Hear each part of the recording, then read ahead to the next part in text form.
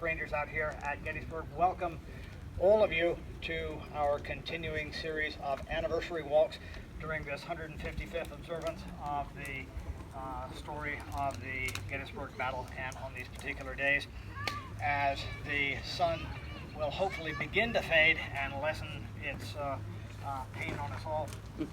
We are now on Cemetery Hill, and as the noises of battle have begun to dissipate and the 1st and 11th Corps, those two committed units of the Federal Army of the Potomac that have engaged and withdrawn through the town, begin to look up and begin to figure out what they're going to do with the position that they have withdrawn to. Of course, there are three arms, combat arms in any army. There are the infantry, the cavalry, and the artillery, and tonight we're going to focus in on what happens after the engagement on the morning and the afternoon of the 1st, and how that artillery comes to play a part in the defense of Cemetery Hill on the evening of the 1st.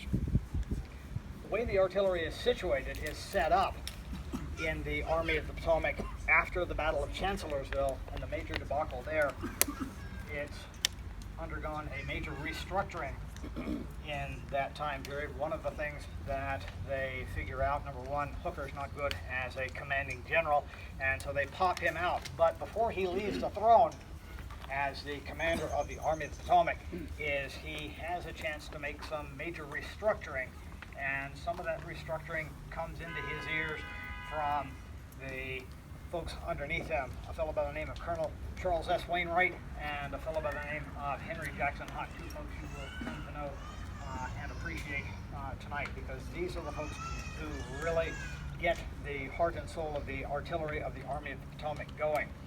And as they have a chance to finally get some of their wishes in gear, their dreams, their desires, their designs are going to make themselves known, number one, as the artillery fights on the 1st, as well as the way that things will come to pass and the layout that will become the bend of the fishhook and the strength and the teeth of it in terms of making this a viable defensive position on the afternoon and the evening of the 1st of July. Prior to the Battle of Gettysburg, the Army of the Potomac had a design that was pretty much a very weak design in terms of artillery layout. You had the artillery brigade system, where for each brigade of infantry you had a battery of artillery assigned, a battery being 6 guns. And if you wanted to condense an artillery fire, if you wanted to have a mass artillery fire, you literally had to go from unit to unit in the Federal Army and literally borrow a couple of cannons to make a particular circumstance viable. And that was one of the things, especially after the Battle of Chancellorsville, that the Federals found out does not work very well. It took time, precious time on the battlefield, to be able to coordinate that sort of thing. And that was what finally gave the ear to the commanders that they needed to have a better organized system.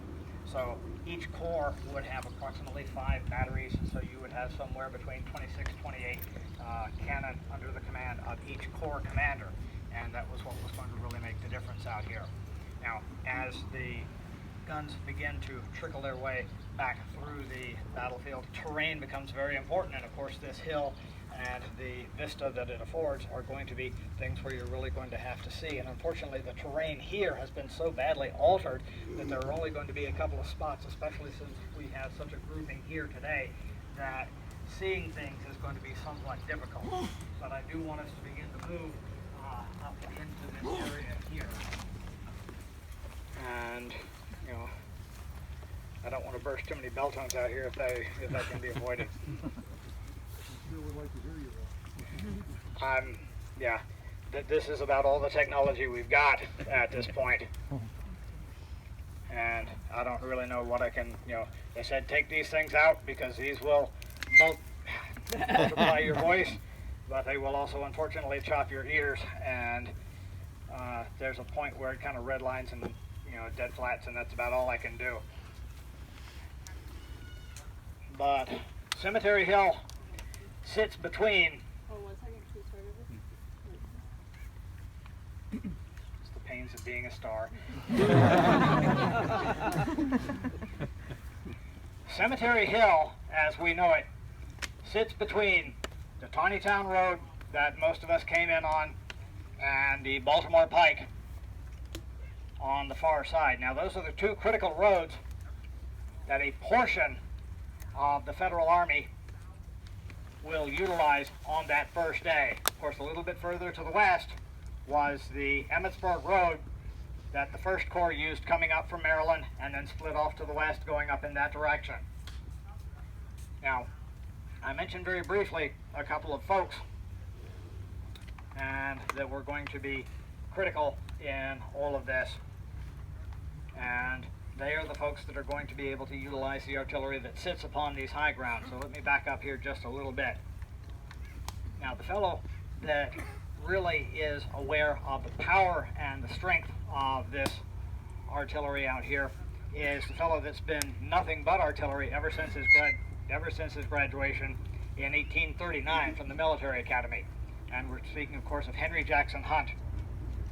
And he is known in the artillery in the U.S. Army as Mr. Artillery. He is the fellow who revamped the artillery manuals out of the French versions in the 1830s, put the improvements in it all through that period of time, and decided to not only do those improvements, but also to take those improvements on the road throughout the 1850s, show all the folks what those various technical improvements would look like, how to utilize them, and things like that.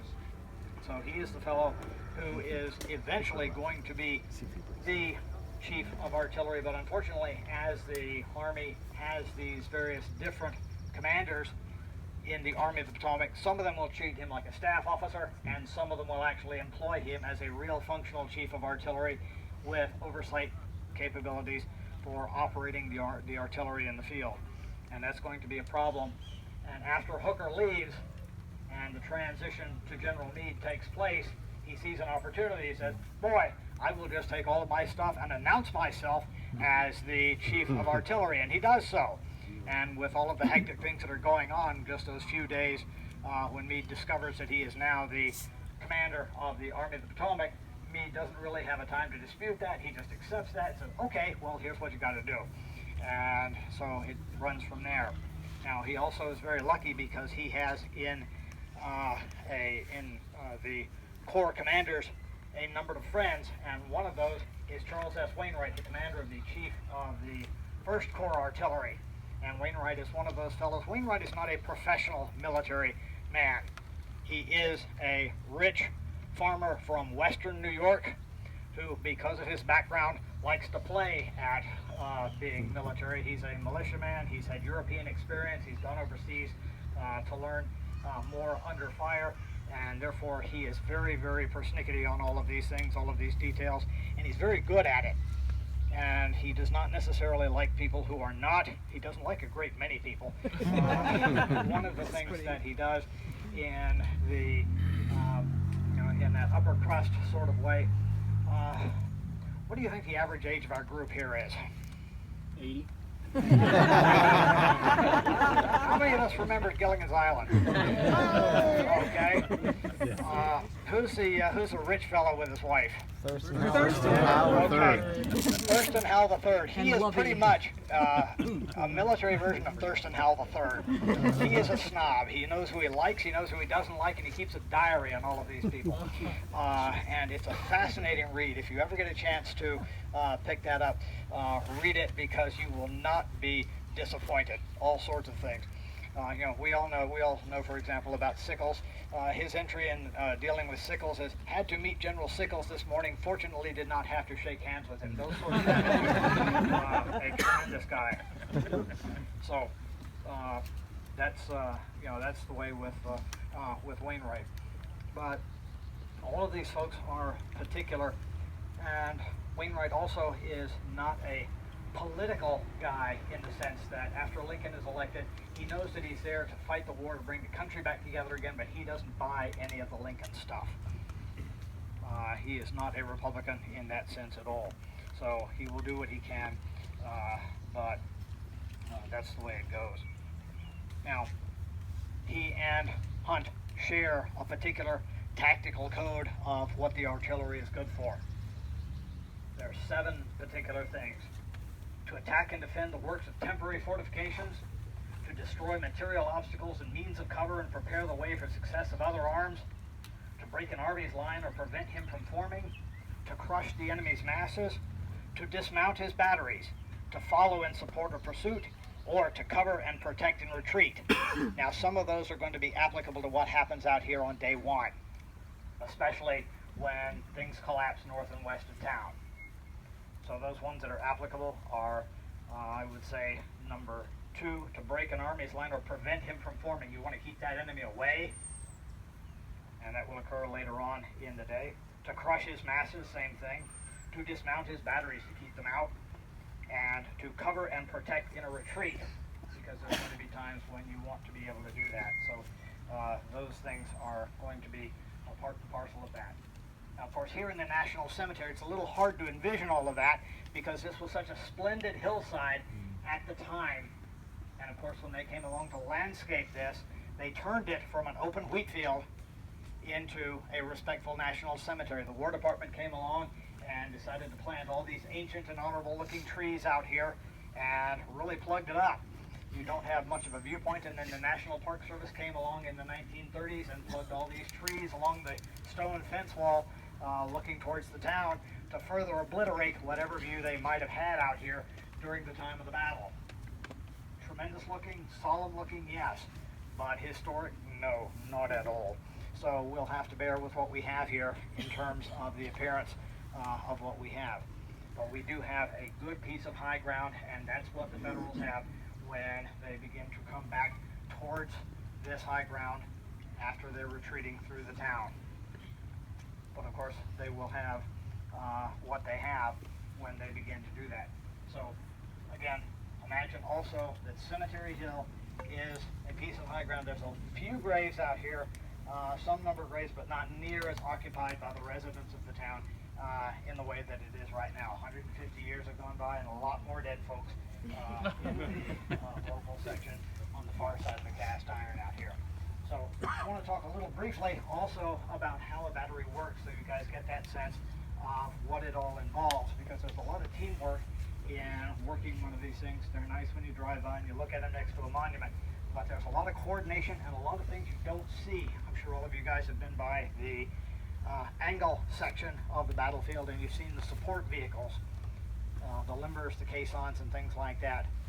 There's roughly 120 men and 120 horses approximately that go into a battery, roughly a company of men with linguistics or logistics rather, that go in with that. And so all of that has to make its way from the battery fronts they have outside of town back to here and back up to this. So when you get up to this, it's going to be a very crunchy place. A lot of space taken up by this when these guys get into position. So getting here is going to be part of the trick. So let's move back up on the battlefield. Good old 3-inch ordnance rifle here, Phoenix Iron Company, Phoenixville, Pennsylvania. General Hunt thought this was a piece of dung. He said this was the feeblest weapon in the world, but that was just his opinion. A lot of times military men have bad opinions on contract weapons. Anybody fight the late unpleasantness in the jungle? Vietnam. Yeah, we got no Vietnam vets in here. Oh yeah, but they didn't recognize it. Okay. M16. Yeah. Okay. No. Any opinions on the M16 at that point? Contract weapon. Contract weapon. Boy, this thing screams. Okay. Well. What was his weapon of choice? Well, sometimes you're dealing with people who are very persnickety, and it's not so much what they don't like. You can't necessarily pin somebody down on what they do like. Okay. I don't know everything. Yeah. If there were, that's why I asked. I mean, if he left any discussion as to why. I think he was partial to the Napoleons. Anything big bore. That's interesting because Alexander was too. Yeah. Yeah, I think anything that throws a lot of metal downrange is generally what they like. Because there are also limits. Remember, in this range, Radio Shack is not here yet. And No, really? so the ability to deliver precise long-range fire is still outweighed by the ability to throw a lot of stuff heavy at intermediate distances. And so that's, remember, these people are not too terribly removed from the catapult era. And so they still like the ability to throw big rocks. Remember, we're still not too far from the flintlock 69 caliber buck and ball, thing. They just took the flint off and put a percussion. Bingo, So, now, yes. I was wondering why you didn't talk at all about Osborne when you were talking about the heads of the artillery. Well, because I initially wanted to deal with overall development. We're going to get to Osborne in a little bit. Okay, sorry about that. I want to go to, I wanted to try and get to the development of, who gets here first. And the First Corps guys are the ones who are going to get here first. And then the 11th Corps come up a little bit later. And when they begin to come into into the Cemetery Hill line, they're all going to come here in a mishmash. And that's why I'm going to do it that way. Now, the batteries that are a part of the First Corps consist of 6 3-inch ordnance rifles, like the one we just paused at, of Hull's 2nd Maine Battery, and one of those will be temporarily abandoned, and 3 of them will be, 3 of those will be disabled. So you're going to ultimately have only 3 guns that will arrive here on the Cemetery Hill. The 1st Pennsylvania Cooper's Battery, 4 3-inch rifles, one of those will be temporarily dismounted. One of the problems with those 3-inch rifles, and perhaps one of the reasons why Hunt didn't like them, was because of the axles and because they are rifled guns. And one of the problems with a rifled gun, a rifle projectile at that point, is they try and mate the shell and the rifle very tightly at that point. And when you fire the thing, it actually slams the carriage down onto the surface. And since you're dealing with, in many cases, a cast iron axle, it will shatter, in some cases, the axle. And so you have to, in your toolbox, boy, that thing does not like me, carry a large number of spare axles. So that's one of the problems with that. Smooth bores don't have that problem. You've got a 1/10 of an inch windage between the exterior diameter of the ball and the interior diameter of the barrel, and you can just throw junk out of there, and it's a lot more easy that way.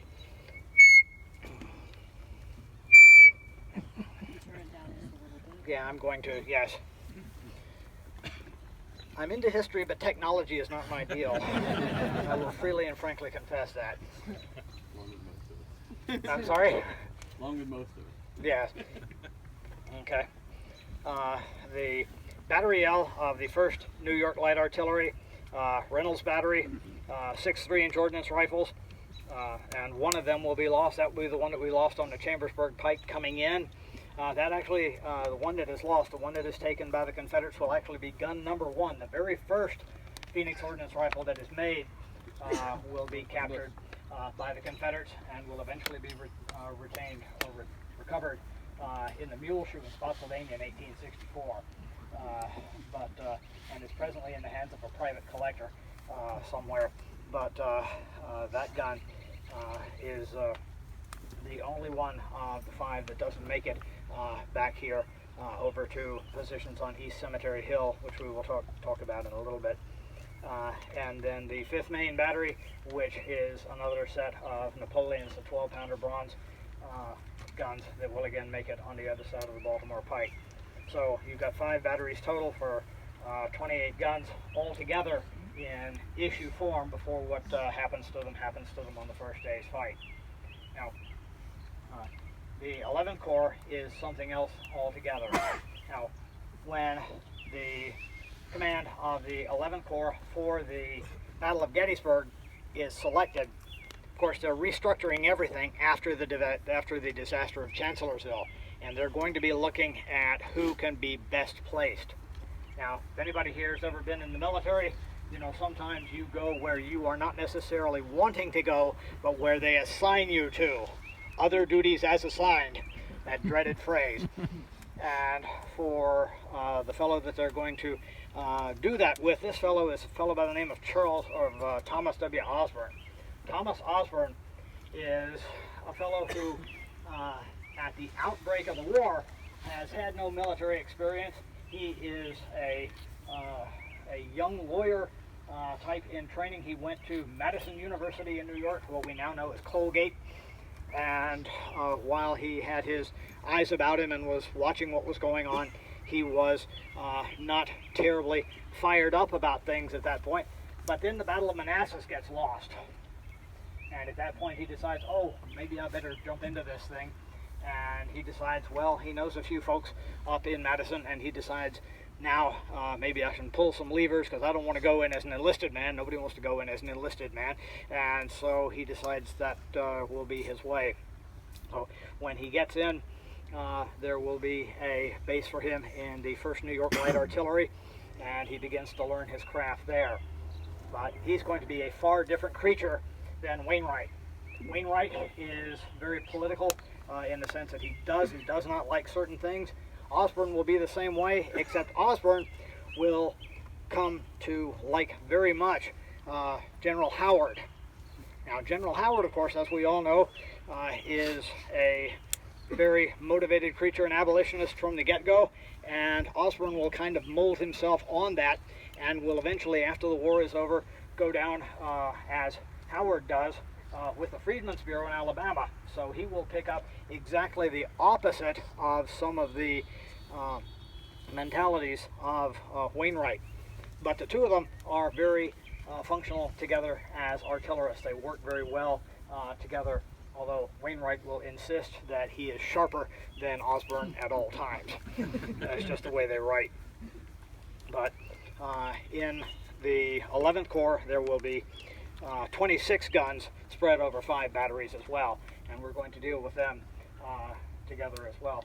But when the lines break outside of town, of course the 11th Corps comes up afterwards, comes up some on the Tawnytown Road and some up the Baltimore Pike, and it's going to be interesting to hear of how they will move up in that direction as well. Now, to get back a little bit into how Wainwright tries in his own particular way to make sure that everybody is just exactly as precision military as they can be to avoid this sort of thing. He says, I try to keep my battery officers all the time about their way, prevent them from straggling. Cooper said to me one day the battery men never straggled when I pointed to a couple of his own 2 fields off and asked what he called that. You know, he's very nitpicky over the shoulders of his guys all the time, and he believes that that will keep bad things from happening. But, you know, when you get overrun and overawed, like what happened to the some of the elements on the first day's battlefield here, it's going to be a little bit of a different sort of thing. But what I want to do is point out that even though you get that, sometimes people like Wainwright, who are very nitpicky about that sort of thing, will be surprised about what's going on here. Because when some of those units begin to fall back, they will take use of the terrain that we have here. Because when they begin to move up here, of course, the slope of Cemetery Hill will be a very good position for them to move into. Of course, you notice the hillside right here and how it rises up in this way.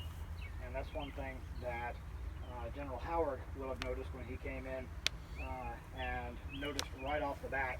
He will say, I came to the conclusion that the only tenable position for my limited force was the cemetery, as its highest point commanded every eminence within range. Now, of course, he's not talking about this as the cemetery. He's talking about the commercial Evergreen Town Cemetery that he's riding up through at that point. And of course, the whole hillside was devoted to be a cemetery at that point, so that was why the rest of this was open and available at that point. Now, one of the things that kind of stymied here at that point, the reason that I stopped here was because we had the cemetery tour in my way. So I'm going to move up here just a little bit further.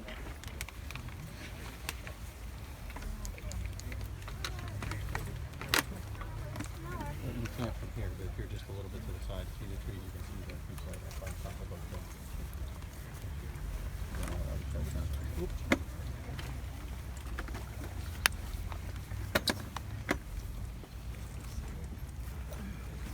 Answer the question, okay? Yes. Did General Hunt have command over all batteries here? Yes. Did he have command over the corps commanders? He here? was the chief of artillery. Let me rephrase that for just a moment. Got a question on General Hunt and his limits of command. General Hunt was the chief of artillery. Think of this flow chart. Hunt is at the very top. He is the god of artillery. And he would command all of the artillery brigades below him.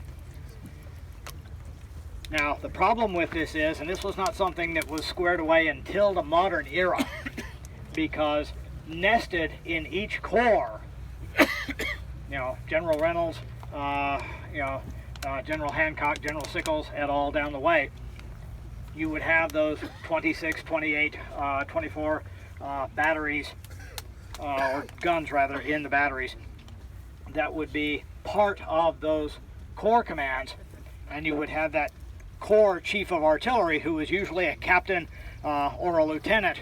And this was one of the things that bothered General Hunt terribly, because at the Battle of Chancellorsville, or even at the Battle of Gettysburg rather, there were only 5 artillery officers of grade. So you had a very small representation of officers who could stand up to egotistical corps commanders like Hancock. And so the ability to operate your artillery service was sometimes subject to ill will, nil will, and other mental paralyses as that.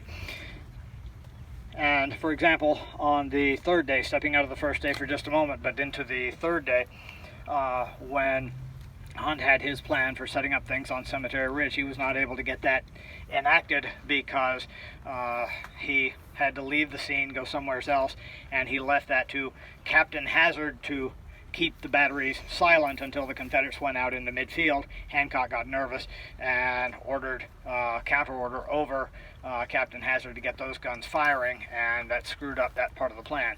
But back to day one, what we're looking at here, we have the peace light off in that direction, and of course that's the the flank of Oak Hill with that. And when Hancock, or rather when Howard comes up to that, he's going to have an interesting bit of instruction out here at that point, because he will give orders to one of his batteries that is coming up this way. Weidrick's New York battery will be in the position to be able to see what's going on up there, and of course the last portion of the flank up in that area will be 11th Corps, will be the 17th Pennsylvania Cavalry. And he will tell Weidrick's gunners to fire up on that because he sees that flex motion going back and forth there, and he believes it to be rebels. And he gets all these motivated artillery guys up here who say, you think we can help? And they all say, yes, sir. And so they will eagerly fire on what they believe to be rebels up there. And of course the guys in the 17th Pennsylvania Cavalry do not take so kindly to being fired on by the artillery back here. Sometime later they will send a messenger back here trying to convince the artillery on Cemetery Hill that that was in fact them and not Confederates up at that point. But behind General Howard will be Osborne, and he says, I reached Gettysburg in an hour after receiving General Howard's order with my batteries. As the infantry marched through town to the front, I sent with them Wheeler and Dilger to the left on the Seminary, Carlisle Road, and Wilkeson to the right in Barlow's division, Heckman in reserve. The remaining batteries, Captain Weidrick, I left at Cemetery Hill with General Steinwehr. This distribution of batteries was under the general instruction of General Howard. Now, of course, by the time that that's going on, there's been a lot of pressure on the First Corps. And those folks are already beginning to get hit pretty badly. The action against Hall at the railroad cut and things like that are beginning to make themselves felt. And ultimately, they will begin to feel that pressure now. 2nd Maine and Hall are pretty good guys. They do not immediately flinch under pressure. Here's an example of Hall under fire at Fredericksburg. Captain Hall was sitting on his horse, calmly watching his gunners at work. Hall exchanged occasional words with 2 officers not attached to the battery. Suddenly, a well-aimed shell passed between Hall and the 2 officers, and with a stunning explosion, slammed into a caisson, blowing it up. The captain dismounted, walked over to a gun, sighted an enemy artillery position, and aimed the piece. The shot was a direct hit on a Confederate gun.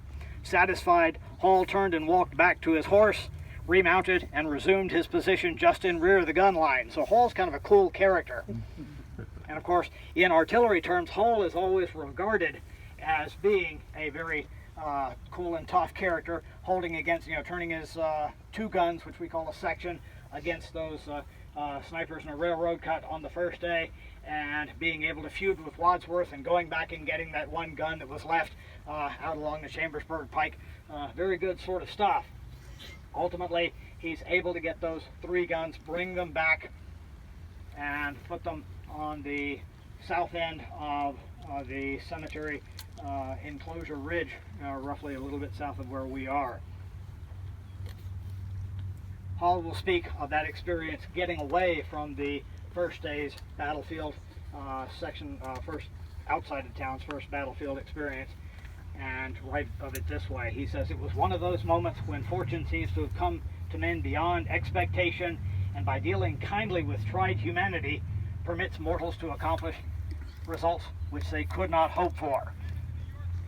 And to some degree, that's going to be a larger view on what happens here altogether, because the Federals will be able to pull their guns back up to a nicely high elevated position. And if it weren't for these trees out here, you would be able to get a sense of just what a good position this is. Because when you want a position, and the creation of the cemetery here, while a laudable thing in all accounts, deprives one of the real vision that you would have, because again, you would have the guns on the lower floor, you would have the caissons, the limbers, all those horses and everything else. How many people out here have ever hunted deer? Do you want a deer that's on the silhouette? Is it harder to hit one that's a silhouette, or harder to hit one that's down on the hill? Down on the hill. It's harder to hit one that's down on the hill, because it's harder to pick it out from the foliage and the rest of the hill. So when you go into artillery position, when you go into battery, when you go into your position, you want to be protected and camouflaged to some degree about the remainder of the hill. So even though when they were making this as a cemetery, they put all the batteries nicely along the top row there, they were actually deployed well all over where the graves are. So that's what they do. And something else they do with that, and if you want to take a moment and just turn back there, you will notice something else. All of the Napoleon batteries are all in the center. All of the rifled batteries are on the north and the south and the north end. Now, why do you think that is?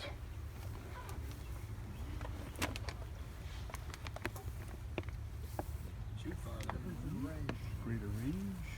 Greater range, and when they're setting up, they have 4 types of ammunition that they throw. And of course, the one is the bursting shell, that goes into hunks about like this. And the last form of ammunition that they will have is something called canister. It's that tin can with the metal balls.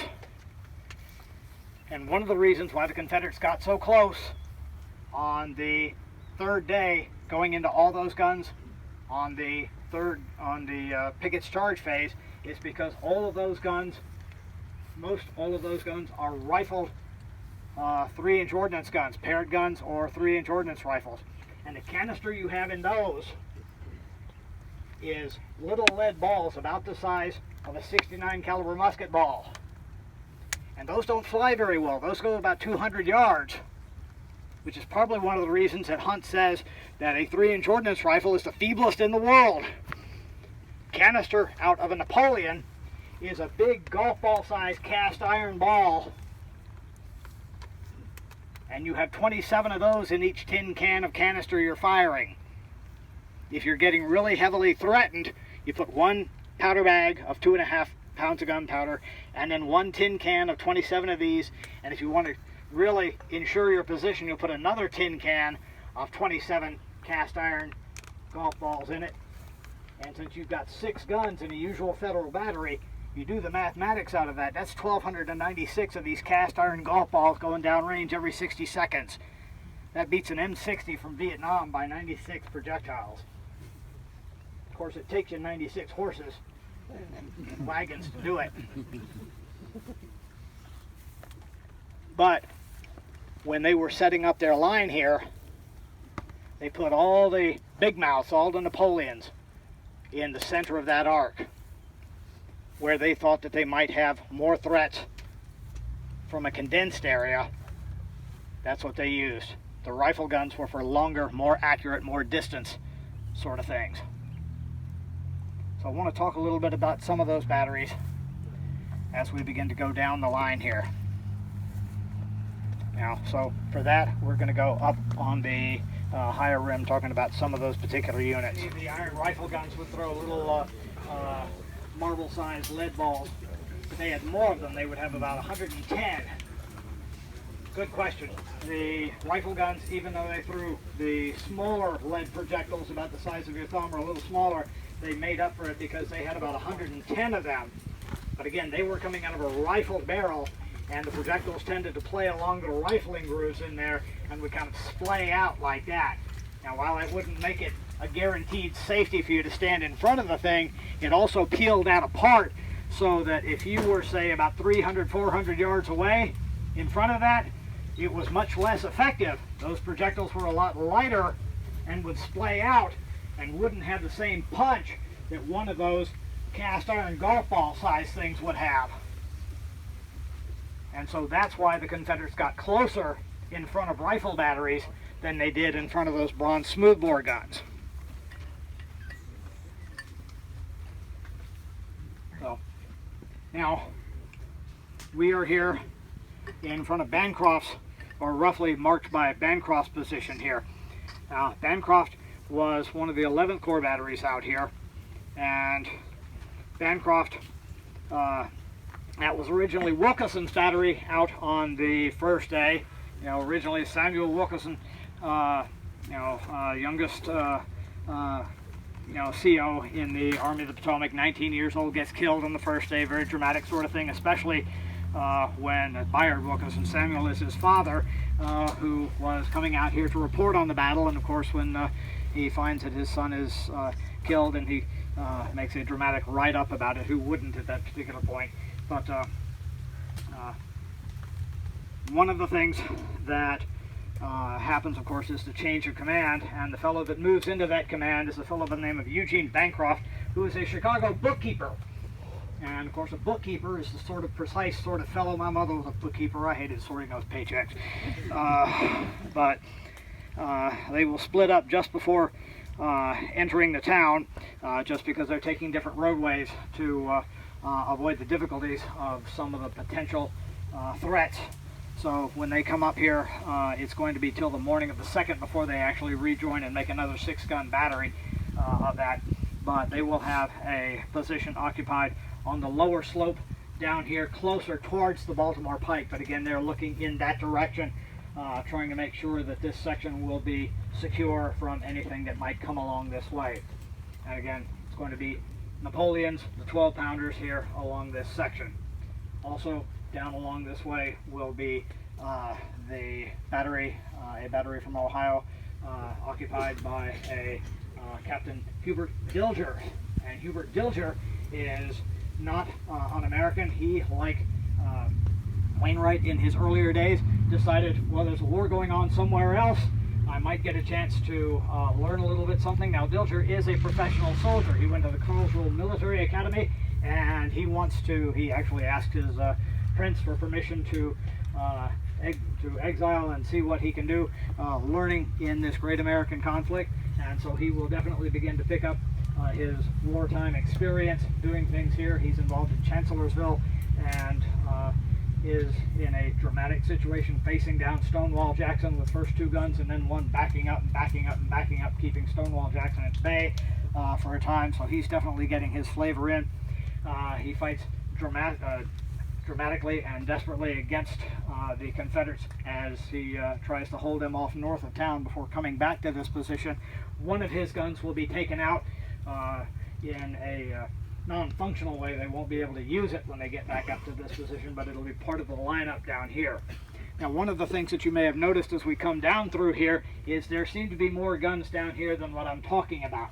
And that's because Osborne will order up a number of guns from the reserve. One of the things that the Federals have is they have the ability to have units of batteries in reserve outfits. Now the Confederates, since they had to reorganize after the death of Stonewall Jackson, they don't have these reserve organizations. Now they've got 3 corps and they have to line every section of their army with functional artillery, so they don't have a well of reserve artillery anymore. So anytime you see something out here that says reserve, well, that's reserved for a different program at a different time. So we're going to head down here and talk a little bit more about some of the other units.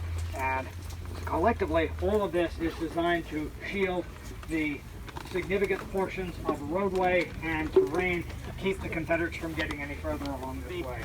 Dilger's position, an approximate marker for that. And again, you know, we got 11th Corps. I did get a question on something I want to address here for just a moment.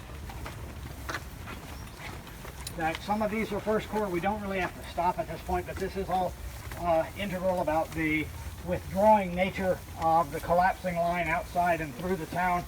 That some of these are 1st Corps guns, some of these are 11th Corps guns, and the Army likes nothing better than rigid organization. So what are you going to do about this? What are you going to do?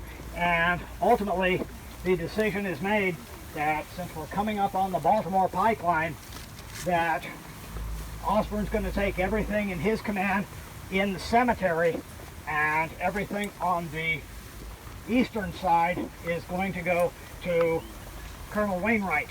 And that's the way they're going to operate it. Don't care if it's a 1st Corps and 11th Corps gun on the other side, on the far side, on the east side, it will be under the temporary command of Colonel Wainwright. Same thing with the cemetery side. Those guns will be under Osborne. Sort of interesting is that's sort of the reverse of where the infantry set up. Yeah.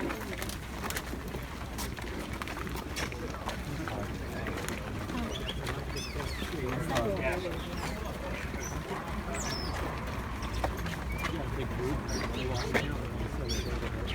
Wow.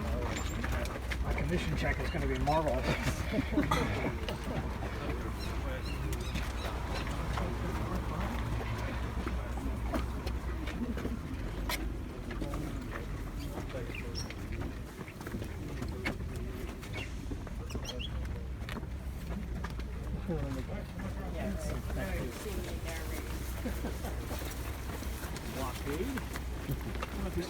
Special or what? Stay clear over there. We ain't no fools.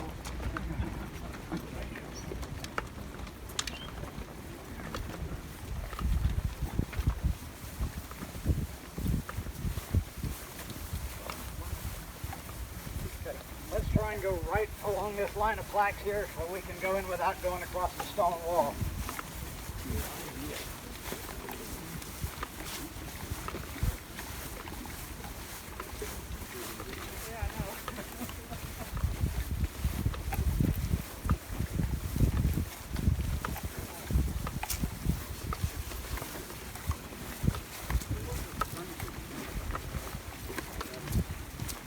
Well, you wanted to have 14 yards between each piece.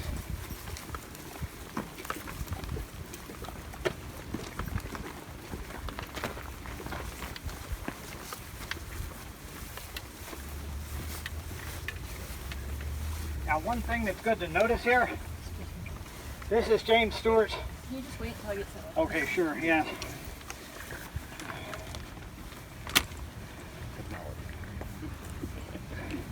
You know, if only the bank robbers had it that way. Can we please wait till the camera comes back?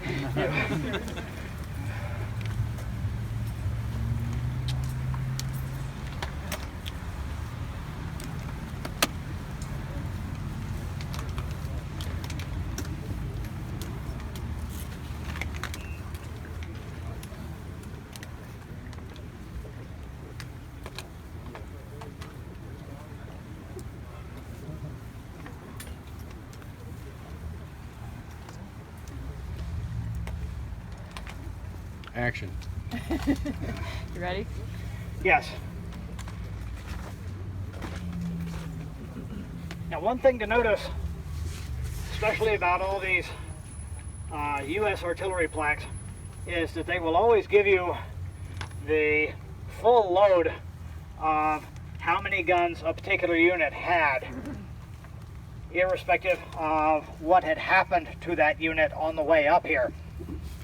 Stuart had 2 guns disabled on the way up here. The Confederates had managed to whack into the trail, the wooden piece projecting from the axles down to the ground, and so they actually had 4 functional guns by the time they got up here on the east side of the Baltimore Pike. So that was their situation at this point. When they come up here, of course, they want to protect this artery. They want to protect the Baltimore Pike here. So in coordination with Captain Dilger and his Napoleons, they will face in this direction along with the 20-pounders, well, which are not here yet. So just at this point in time, it's going to be Stuart and it's going to be Dilger. There will also be concern because the Confederates are coming from the north, and who knows how much resistance the town is going to offer. The town is now going to be in the hands of the Confederates. So there's a lot of debate about just exactly what they should do at this point. Now, Dilger himself actually has an interesting little bit of difficulty getting through the town. How many of you had a difficult time getting through the town today? Okay. Well, he's going to talk about that. He says, our final retreat was executed in the same manner as the advance. I sent back all the pieces excepting one section of each battery, because by that time he's paired up with William Wheeler's 13th New York, which is a battery of 4 3-inch ordnance rifle guns. And he tries to hold off the Confederates for a time with that, as long as possible from the enemy infantry. The 2 rifle guns had to retire first because I would not expose them too much at this short range, at which they commenced to become useless. So Dilger shares some of that, unhappiness that General Hunt does. But overall, Dilger's effectiveness against the Confederates outside of town, against Oak Hill, against the batteries of Page and the other Confederates there, they inflicted 2 killed in action, 2 mortally wounded, and 26 wounded out of 114. And he also will write that he claimed to have taken out 5 enemy gun carriages, which is probably true because the Confederates on Oak Hill stacked up a number of their gun carriages literally like seats in an amphitheater, and so it was fairly easy to go boom, boom, boom, boom like that. So it was made a little easier on the Federals' part by the willing cooperation of the Confederates there. Now, the battery we're in front of right here, the Iron Brigade Battery, as it was known on occasion, was first commanded by John Gibbon, later the Second Corps Division Commander at the Battle of Gettysburg. And Gibbon, who also has a marvelous memoir that he wrote, says, in this way, taking not too many men from any one regiment, I obtained 150 of the finest material for soldiers I ever saw, and it is a remarkable fact that of this 150, but one single man was returned to his regiment as unsuitable. Fortunately, I had some good NCOs in the battery, and at their head the best first sergeant I ever saw in the service. And he's speaking of James Stewart, who would eventually become the leader of the battery and here at the Battle of Gettysburg. So that's the fellow that's running the battery at this particular moment. But again, they lose 2 guns in the fights outside of the area that eventually they will withdraw from, come up here. Now, of course, they're not the only ones here. Protecting the road is a priority, but it's not the only priority. You also have the flank of what we know as East Cemetery Hill. So we want to talk a little bit about that. We're going to have to move out of the shade here. Now these lunettes were actually, we think they're quasi-rebuilds. We think they were touched up in 1913 for the 50th anniversary. So we do ask that you not go too heavily on them.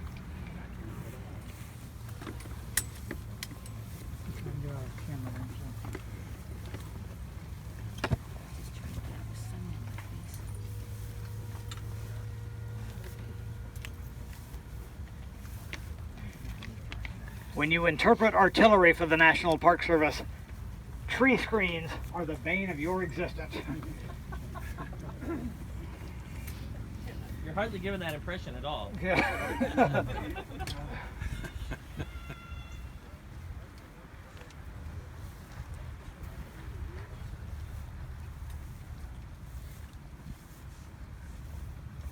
Okay, you ready?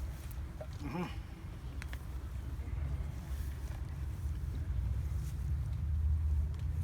When Weidrick's battery was moved out to cover the high ground of Cemetery / East Cemetery Hill, and East Cemetery Hill is a slightly more modern term than Cemetery Hill proper, it is believed that they positioned guns also in the northeast direction to cover the old Harrisburg Road, which was a route of approach for the Confederates on the first day. And normally, that is to say prior to the advent of this lovely tree screen ahead of the muzzle of this 3-inch ordnance rifle, you would be able to look right down a potential route of approach from Confederates on the first day of the Battle of Gettysburg. As the Federals anchored this position, they also took more guns of the 1st and 11th Corps and wielded them along this very steep and very sharp position so as to be able to cover this flank of the high ground south and east of town. Now this was the position that Wainwright would have, as it's on the other side of the Baltimore Pike. And of course the Baltimore Pike is the critical artery for the Federals as they would establish their line of battle on the subsequent days. They didn't quite know it yet as they were committing themselves here, but it would come to be so, because down the Baltimore Pike you eventually get to Westminster, and Westminster has train rails that connect it to further points south. So for taking away your wounded, bringing up more material, bringing up more men, that is the expeditious route. So this becomes the anchor of the anchor, so to speak.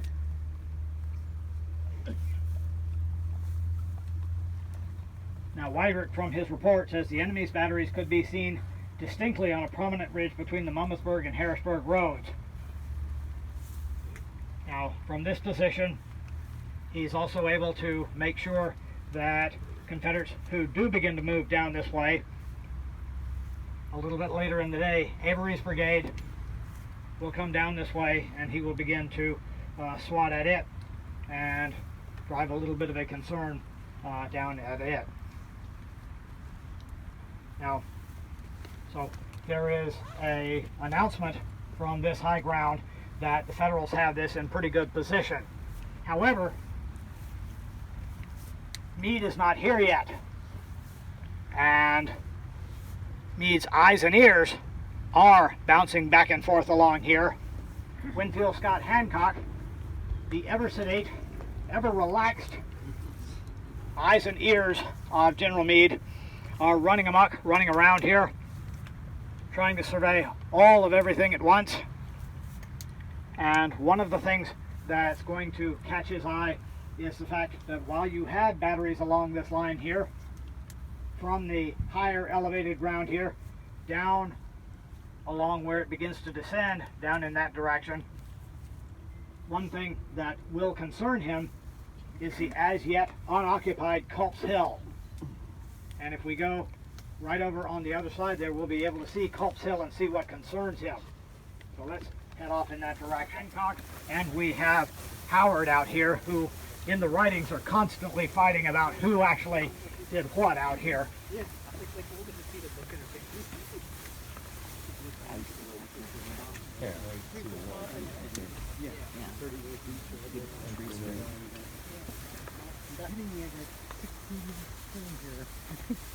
Some of us have already found the shade. Get in there. Shady. Now my PCN people are going to have to sweat a little bit. And we're all sweating.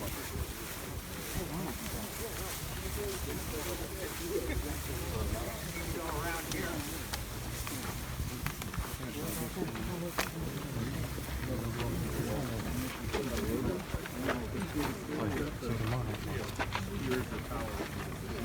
Oh, okay. Yeah, Tom was looking for the tower. He couldn't find it. Yeah.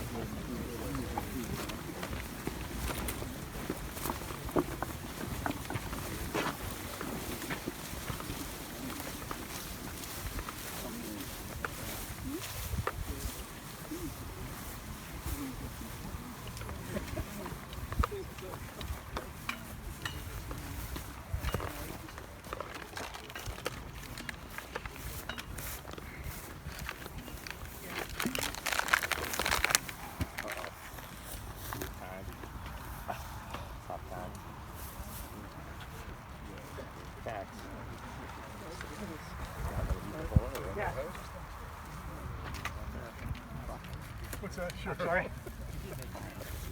Yes, I did. You can shoot the first dog and the others can get the message.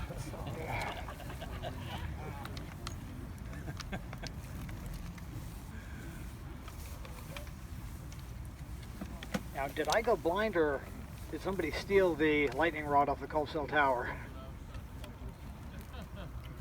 There was a thunderstorm the other night. Yeah. I don't know. Send some young people. It's very faint. Because that's what I was looking for, and it's very hard for me to see that. Can anybody else see that? Yeah. Yeah, you just have to get the right angle. Okay, yeah. All right. Can you guys in the camera see the lightning rod on the Culps Hill Tower? Okay. Yeah. Use the monument at the base by the road and then kind of just go up and expand a little bit. To the right. Okay. Well, at any rate, the big hill you're looking at right over there is Culps Hill, trust me. Okay. All right. And what General Hancock is worried about is the waterway and the low ground and the possibility of Confederates coming through town, down through here, and totally flanking the Cemetery Hill position. And so what he will do, he will ride up here in his usually anonymous way, and he will come up and he will ask, rather demand, that a battery be taken from the Cemetery Hill position. And there are two accounts of how this goes.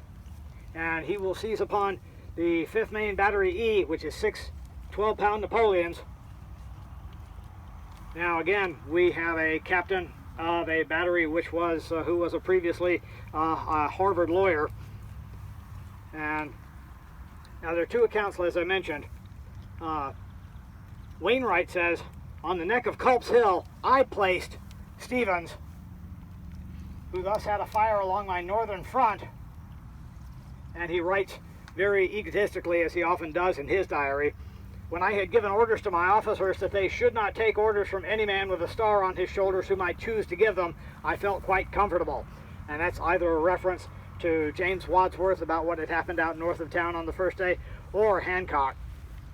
But according to Stevens' writings, he says about 4 o'clock Hancock arrived on Cemetery Hill and was by the gate of the cemetery, right over there, as the 5th Maine Battery came up. He called for the captain of that brass battery. I heard what he said and put myself in Hancock's presence. He ordered, take that battery on top of that hill, pointing to Culps Hill, and said, stop the enemy from coming up that ravine. By whose order? General Hancock's, was the reply. So that was the account on that score. So you have different counts of what exactly happened, but in any event, Stevens' 5th Maine Battery wound up being placed in that low area there. Now the only way that you can really see that is if you go back to the tree and walk down, you will see a couple of guns in monumented positions highlighting what we now call Stevens Knoll. But one of the things that this highlights is a little bit of the chaos of the afternoon of the 1st. Different officers running around giving different orders, who's in charge, and the results of that. Fortunately, it all seemed to fall together. The spontaneous idea of dividing up commands just based on the roadway.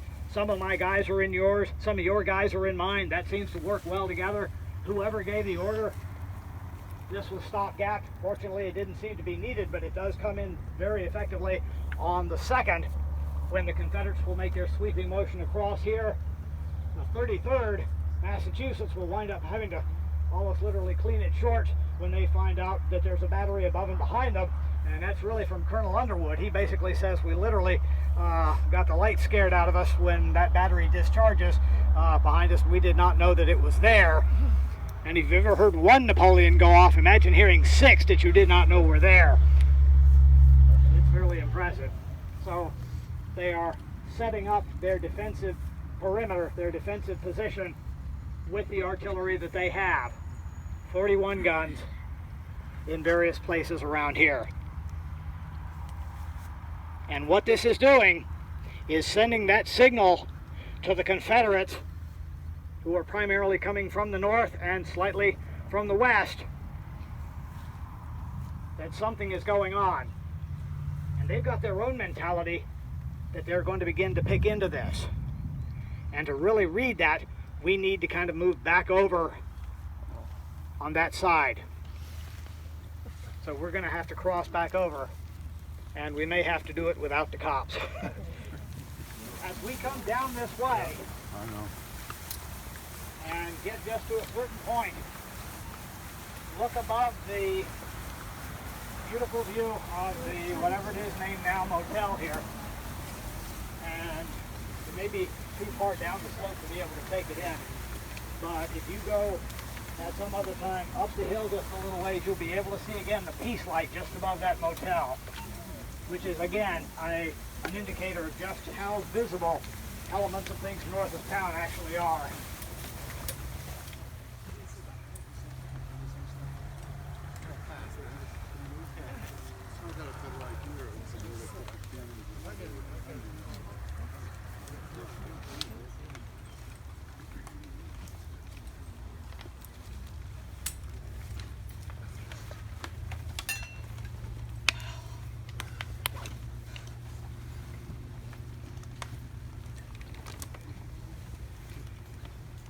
All right. Had to turn down the mic for a moment. Want to make sure it's back up to audible but not blistering. Yeah.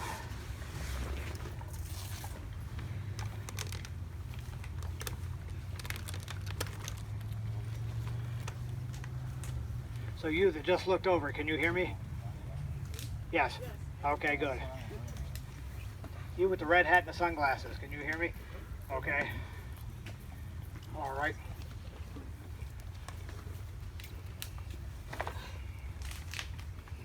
So the force that has driven all of these guns back here, the Confederates, the sea people, who we've not mentioned too terribly much, except for that little bit of Avery's brigade that's wound up in front of Weidrich's battery. Of course, there's a big difference in the Confederate Army on the 1st of July than there was in the last battle that the Confederates and the Federals fought together. And that, of course, is what? What? No, I mean, that battle would be Chancellorsville. And at that battle we had, on the Confederate side, we had what? Stonewall Jackson. One of the fellows that was on Jackson's staff is a tremendous writer, a fellow by the name of J. Power Smith, Captain J. Power Smith. And he's watching as the Confederates come in towards town. And when they get into the town square, they find out, number one, there's a tremendous perfidy parking meters. Number two, they notice the square was filled with Confederate soldiers, and with them were mingled many prisoners. It was a moment of most critical importance, more evidently critical to us now than it would seem to anyone then. But even then, some of us who had served on Jackson's staff sat in a group in our saddles, and one of them said sadly, "Jackson is not here."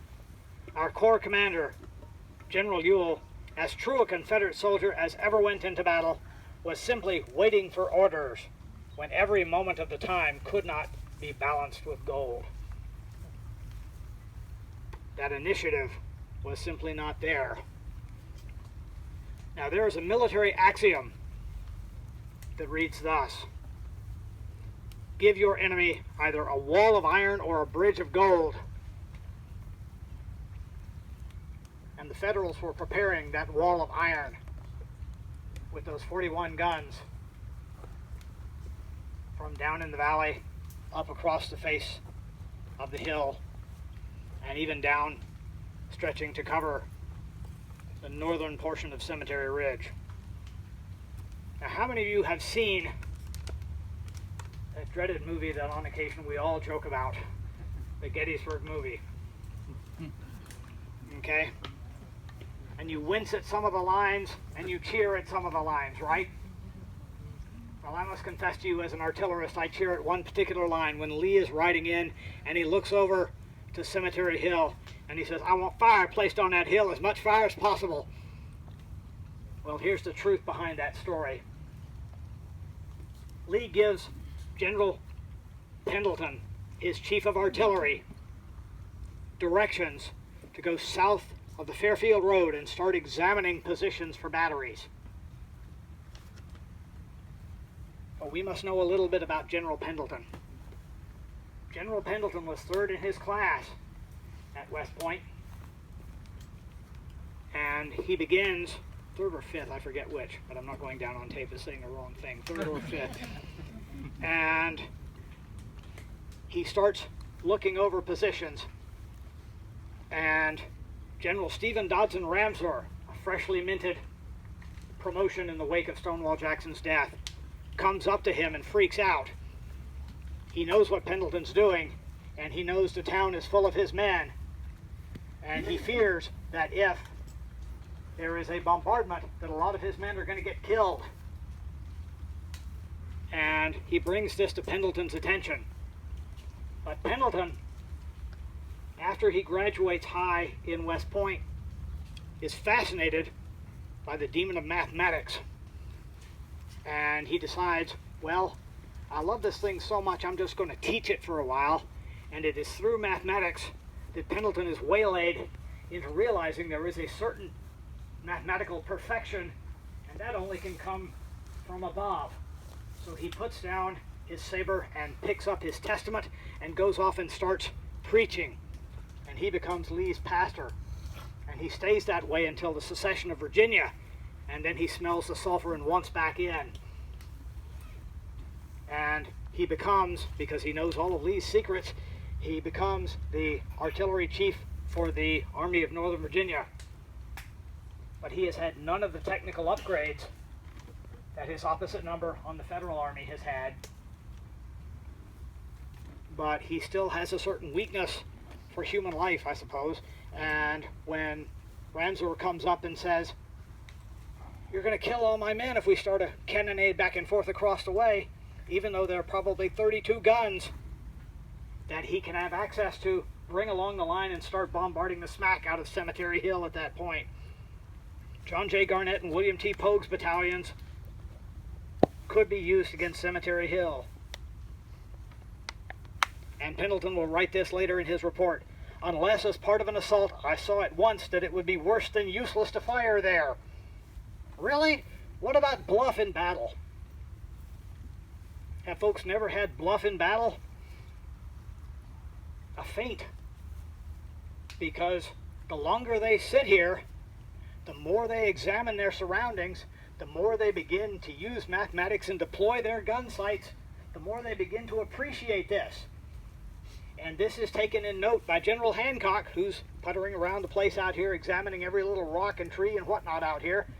And at 5:25, Meade is still not here, but Hancock, remember, is his eyes, and Hancock will send him a message at 5:25, and a portion of it will read this. When I arrived here, an hour since, I found that our troops had given up the front of Gettysburg and the town. We have now taken up a position in the cemetery and cannot well be taken. It is a position, however, easily turned.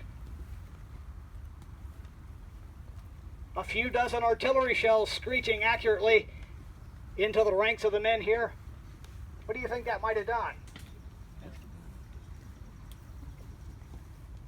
Because Hancock's communication continues.